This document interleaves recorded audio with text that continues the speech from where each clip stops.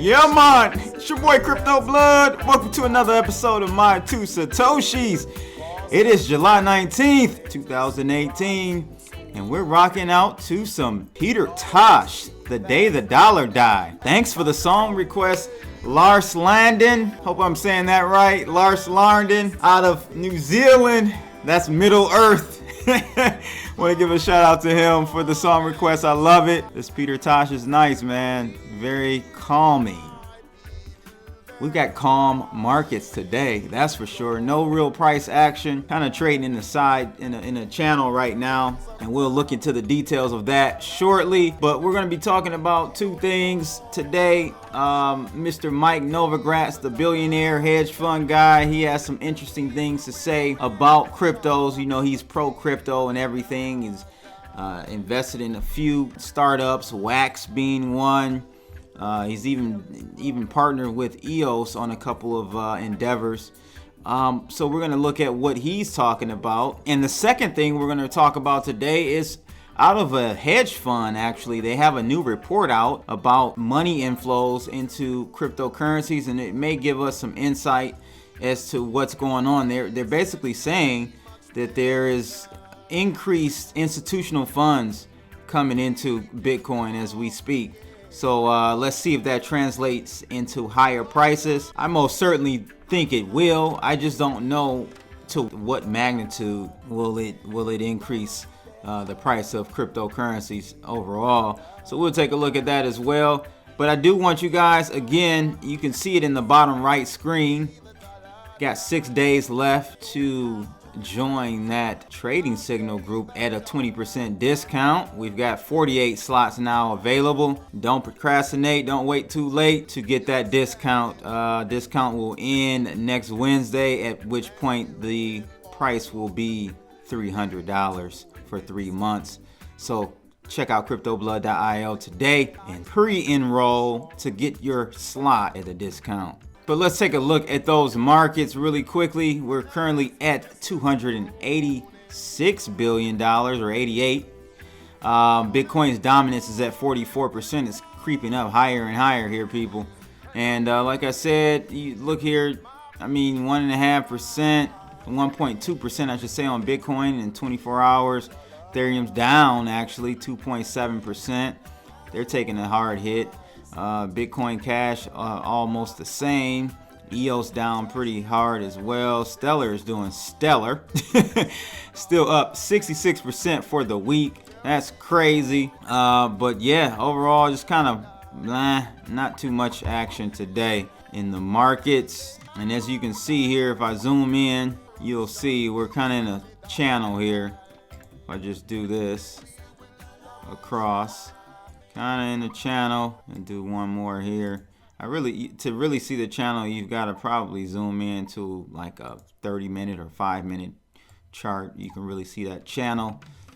But that's where we are for right now. No real news on price action.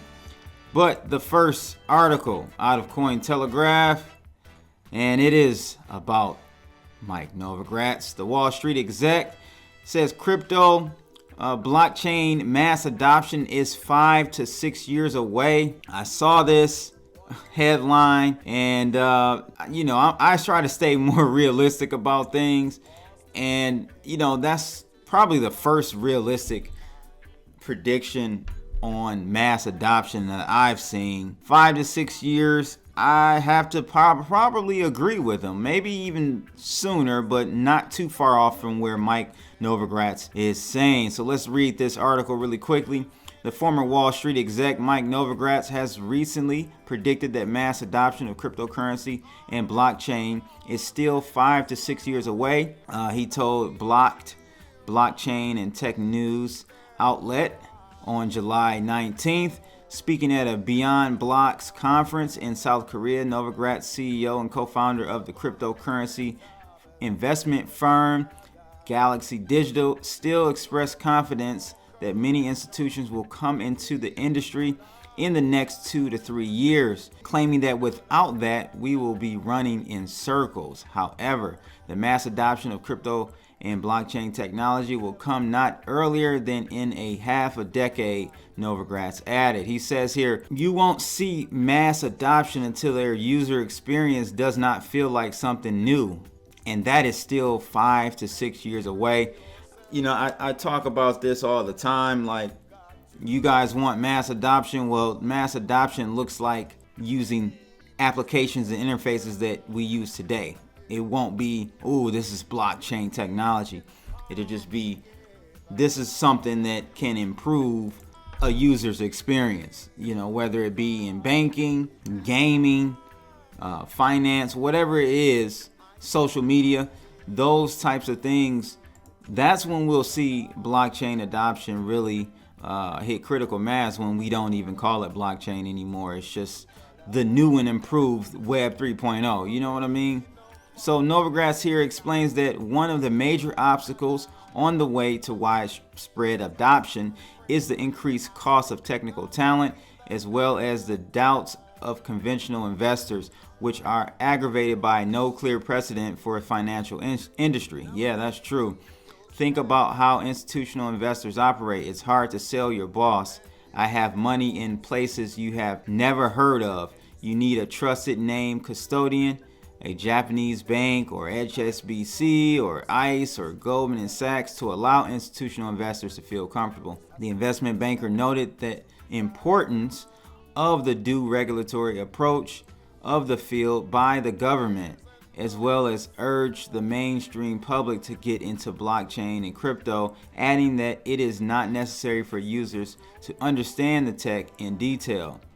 Novogratz claimed that while financial regulators are mainly concentrated on professional institutions like JP Morgan and Goldman Sachs, the industry is mostly based on a retail investor. He further suggested that regulators should be more focused on the retail sector instead of large professional institutions. Yeah. Well, all right, there you have it, people. What are your thoughts? Are we 5 to 6 years away? He's close, in my opinion. I think maybe 3. You know, just because, just me seeing how this industry grows very logarithmically or exponentially, I think you're going to really see 2 to 3 years. That's my take on it. You guys let me know what you think. How fast will we see mass adoption of cryptocurrencies, or more so blockchain? I think we're closer than we think. The next article for today is out of BitcoinNews.com, and it's about Grayscale Investments and their holdings of $248 million in crypto and gaining 10 million weekly. So it says here, Grayscale Investments has released the Grayscale Digital Asset Investment Report for the first half of 2018, detailing how it has had the strongest investment inflows in the history of its business, despite the cryptocurrency market downturn that saw Bitcoin decline from 20,000 to 6,000.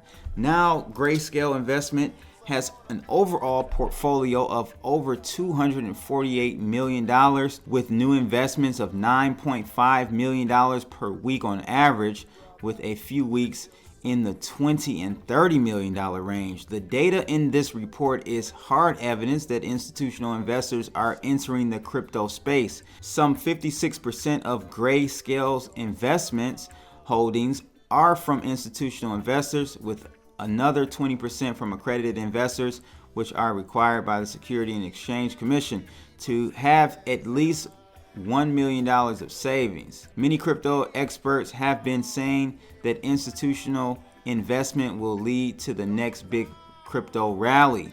And this is kind of in the same vein as what Mike Novogratz was talking about. Grayscale Investment directly invests in cryptocurrencies via investment trusts that it has developed. It offers Bitcoin, Ethereum, Ethereum Classic, Bitcoin Cash, Zcash, XRP, Litecoin, and the Digital Large Cap Fund, which is a combination of various cryptocurrencies. You know, if you just go with the top ones, spread them out, maybe top 5 or 6 that you see on, on the market caps, I think you'll be fine.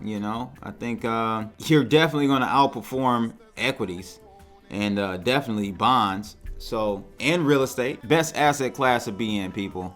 by far. I have my gripes about certain projects and Litecoin and Bitcoin and whatnot, but overall I think this is definitely the best asset class to be in for the next 10 years, the next decade for sure. It says here, on average, each institutional investor bought $848,000 of cryptocurrencies through Grayscale Investment, far more than the average of 289 purchased by accredited investors. There were some outlier investments far larger than the averages, most, which is 64% of the investments, came from the United States, 26% from offshore accounts like the Cayman Islands, and 10% were from the rest of the world. Overall, this report from Grayscale Investments is more positive news regarding increasing institutional investment in the crypto space. Galaxy Digital, which is Mike Novogratz hedge fund, Andreessen Horowitz, hedge fund king Stephen Cohen, via Autonomous Partners, and Benson Oak have recently invested a combined total of $1 billion into crypto and blockchain. So it's coming, people. Let me know your thoughts about this. The report is linked in this article if you guys are into checking it out. So click that link. You should be able to check it out there. So that's pretty much it for today, people. Let me know your thoughts on those two articles. Make sure you guys like and subscribe, and make sure you click that bell. And those who are subscribed, double check to make sure that bell is clicked, because sometimes YouTube unclicks it for you. We're going to rock out to this Peter Tosh, The Day the Dollar Dies. Boy, the day the dollar dies, not going to look good.